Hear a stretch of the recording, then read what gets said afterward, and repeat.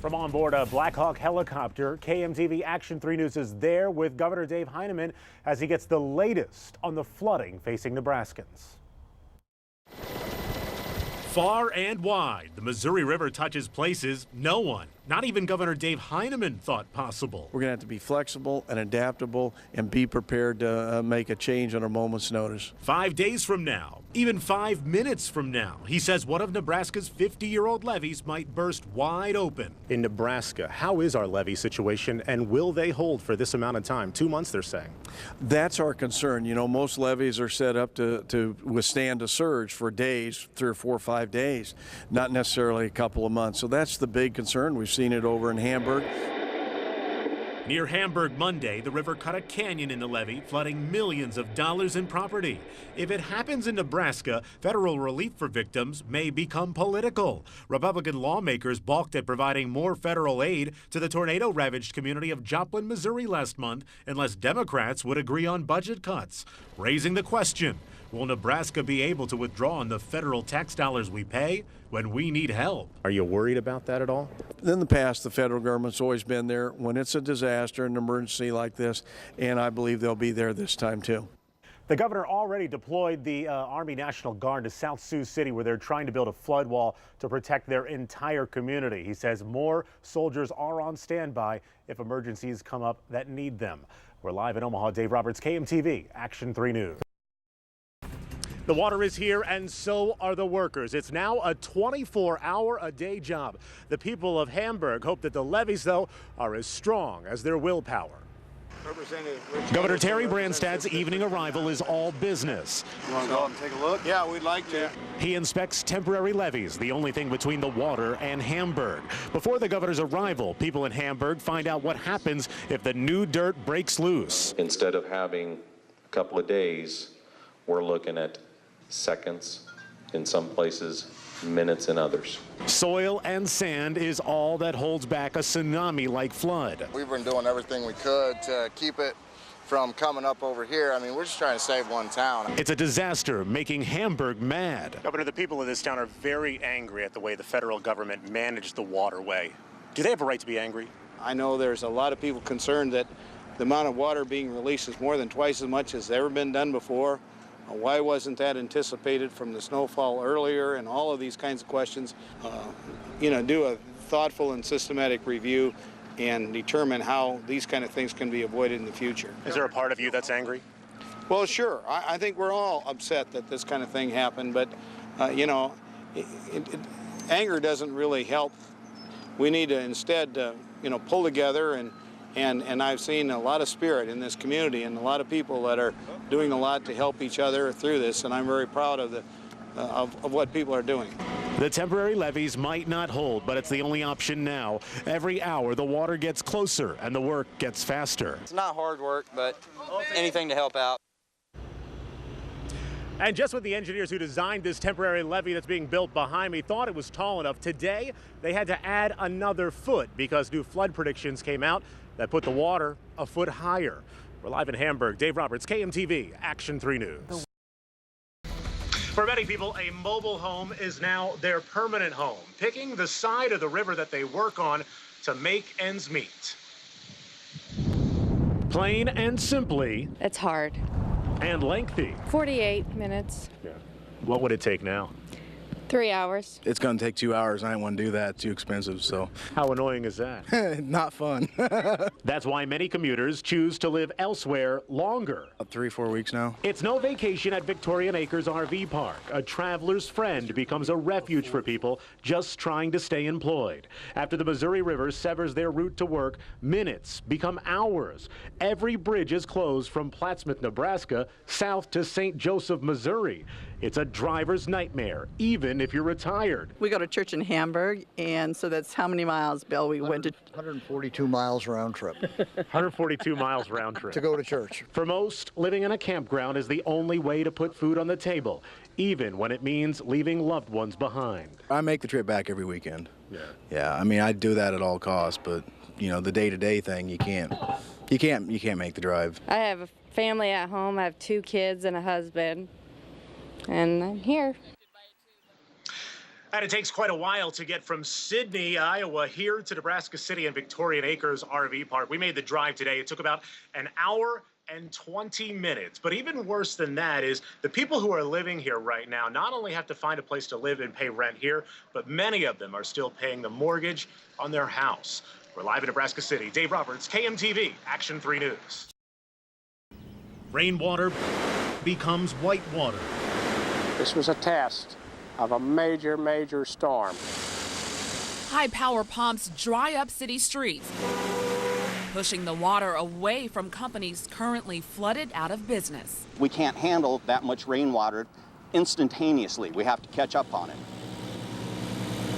Woke up to soggy streets this morning. Tonight, they're dry. Good evening, I'm Candace Crone. I'm Dave Roberts. Saturday night, and millions of dollars in pumps appear to have paid off, moving the water from the dry side of the levee to the flooded side.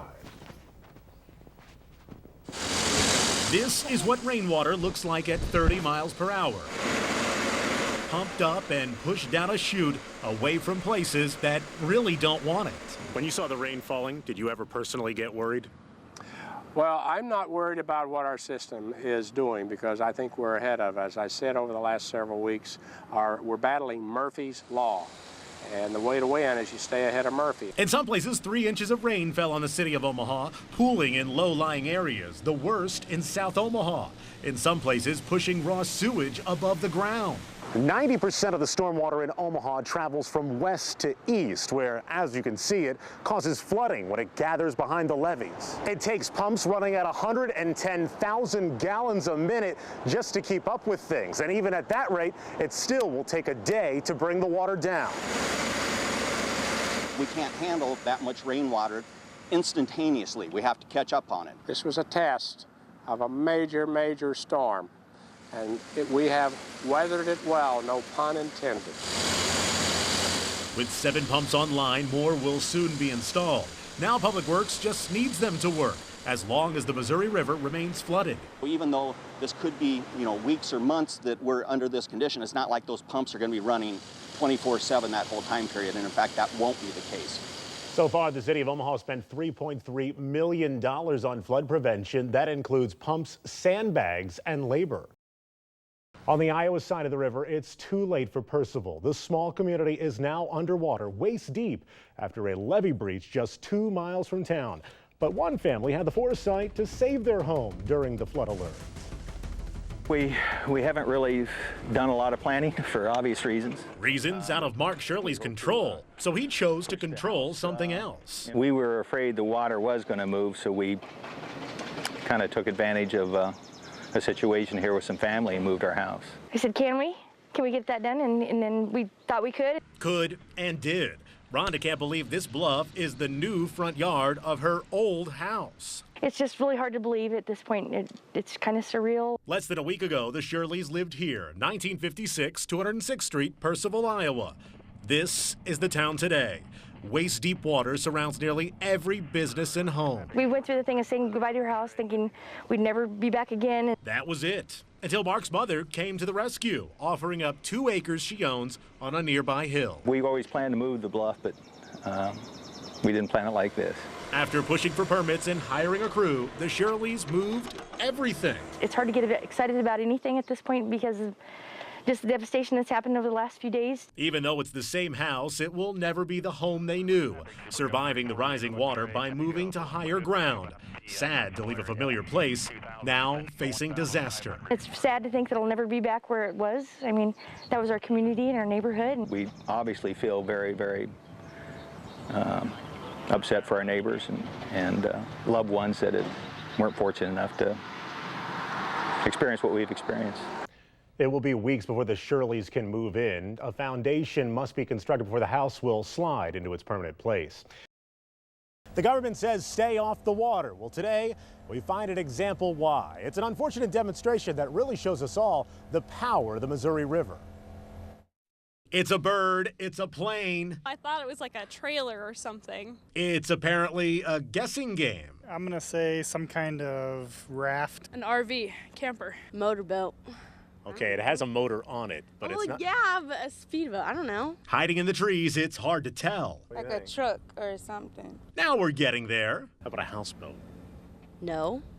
Yeah, it is a houseboat, believe it or not. Are you kidding me? Houseboat? Yes, it is. Somewhere upstream, someone's missing a houseboat. Bigger and heavier than the average watercraft, the powerful current pushed the floating home all the way back into the flooded woods near the pedestrian bridge. The current is going pretty fast. That's pretty crazy. Found anyone who owns it yet? We haven't, but we're getting closer. I can't believe that. Earlier this summer, some people docked up at MP Dodge Park couldn't pull their boats to safety. Some of them pulled their boats out and just put them up on the road, thinking that would be fine.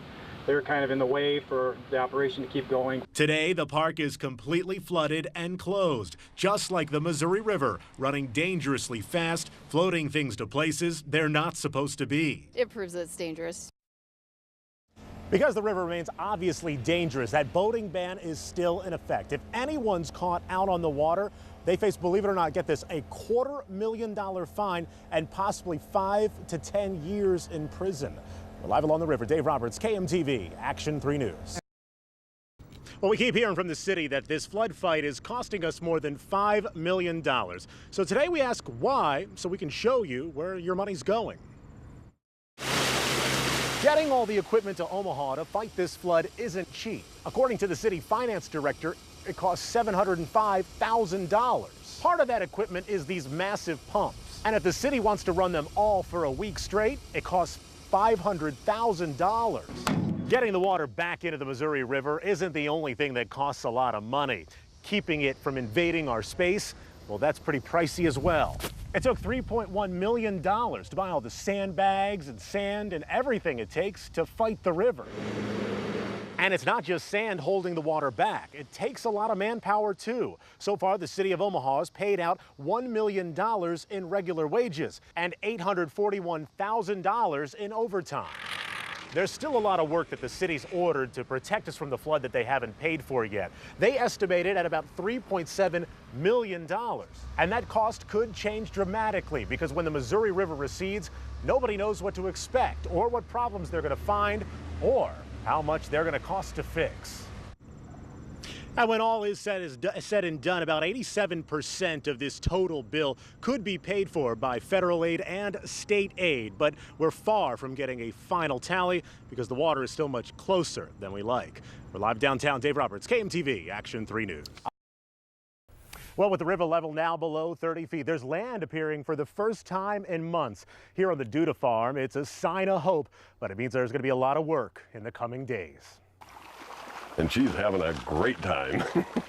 Messier than a sloppy Joe sandwich, the Duda farm is far from farmable. There is damage. There's going to be more damage that we discover. We anticipate we'll be working hard until the ground freezes. There's debris left drying out everywhere, most of it not belonging to the Dudas. Everything from what looks like a tractor seat, a few boats, both motor and foot-powered, even the neighbor's outhouse. And it's not a relief this place to relieve yourself ended up here. Our woods acted like a giant filter, and everything, all the debris that came down, I suspect is still resting in our woods. About the only clean thing comes from the natural spring. In early June, when the river invaded the farm, the Dudas refused to leave. Boating in and out, they watched the water go up and now go down.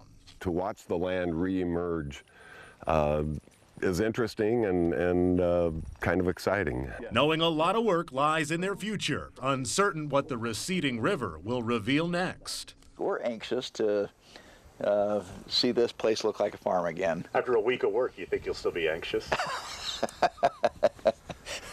Yeah, well, anxious in a different form, perhaps. And I look forward to its beauty returning rather than a dead sea that we've been looking out at all summer. And here on the Duda farm, it could be up to 2 years before they can farm all the available land out here. In places, there's sand piled up like snowbanks, which is suffocating all the ground below. We're live in Douglas County. Dave Roberts, KMTV, Action 3 News.